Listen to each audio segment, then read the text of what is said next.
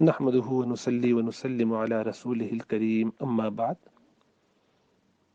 اللہ کے رسول صلی اللہ علیہ وسلم نے ہمیں ایک دعا یہ سکھائی ہے کہ جب کسی کے گھر کھانا کھانے جائیں تو میزبان کے لیے دعا کریں، افطر عندکم الصائمون واکل طعامکم الابرار وصلت علیکم الملائکہ، کہ تمہارے دسترخوان پہ روزے دار افطار کریں، تمہارے پاس روزے دار افطار کریں اور تمہارا کھانا نیک لوگ کھائیں، نیک لوگ تمہارے دسترخوان پہ کھانے آیا کریں اور فرشتے تمہارے لیے دعائیں کیا کریں۔ تو اب اس سے یہ سمجھ میں آتا ہے کہ گویا فساق و فجار کے ساتھ کھانا کھانا، غیر مسلموں کے ساتھ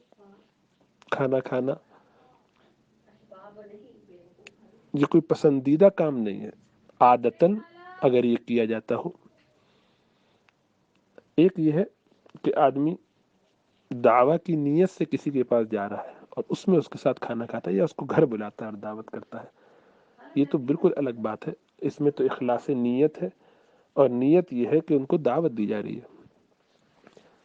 دعوت خود دے کے کسی کو بلانا اور کھلانا یہ الگ بات ہے، اس میں تو مسلم غیر مسلم کا کوئی فرق نہیں کرنا چاہیے، سب کو کھلانا چاہیے۔ لیکن جو حدیث میں دعا ہے وہ یہ ہے کہ آپ کے در پہ جو نیک لوگ آئیں، یہ وہ ہیں جو خود اپنے طور پر آپ کے دروازے پہ مہمان بن کے آتے ہیں۔ دروازہ کھٹکھٹایا، چلتے پھرتے آ رہے تھے، پوچھا السلام علیکم ورحمۃ، ماشاء اللہ، اچھا آئیے آئیے بیٹھیے ہمارے ساتھ کھانا کھائیے۔ یہ جو بغیر دعوت والے خود ملنے چلے آتے ہیں اور ان کو آپ دسترخوان پہ بٹھا لیا کرتے ہیں، ایک تو یہ طریقہ ہے۔ اور ایک یہ کہ آپ باقاعدہ انوائٹ کر رہے ہیں کسی کو اور دعوت دے رہے ہیں، اور اس میں آپ کی نیت یا تو ان کو کھلانے کی ہے یا آپ کی نیت یہ ہے کہ آپ انہیں دعوت دے رہے ہیں، دین کی کے حوالے سے ان تک اچھی بات پہنچانا چاہتے ہیں، یا نہیں بھی پہنچانا چاہتے، خدمت کرنا چاہتے ہیں اللہ کے مخلوق کی۔ تو اس میں ایک حکایت آپ نے سنی پڑھی ہوگی حضرت ابراہیم علیہ السلام کے بارے میں، کہ وہ ہمیشہ انتظار کیا کرتے تھے کہ کوئی نہ کوئی جب تک کھانے والا حاضر نہ ہو تو کھاتے نہیں تھے۔ تو پھر ایک دن کسی کے بارے میں پتہ چلا کہ بھئی یہ کھا کے گیا لیکن اس نے کے اندر گناہ ہے اور خرابیاں ہیں، تو اس کو ڈانٹ کے بھگایا۔ اللہ سبحانہ و تعالیٰ نے فرمایا کہ بھئی اس کی اتنی عمر ہو گئی اور ہم اس کو کھلا رہے ہیں، آج تمہیں اس کے گناہ کا پتہ چلا یا اس کی کسی برائی کا پتہ چلا تو تم نے اس کو بھگا دیا۔ مطلب اس میں اشارہ اسی کی طرف تھا کہ تمہارے دسترخوان پہ کوئی کھائے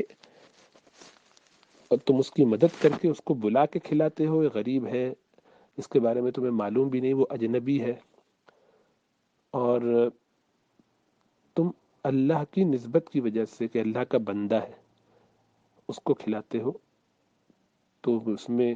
اچھے اخلاق اس پر ظاہر کرنا بھی کوئی ضروری نہیں، یہ بھی نیت نہیں ہو، بلکہ محض اخلاص سے اللہ کی رضا کی خاطر کسی کو کھلانا،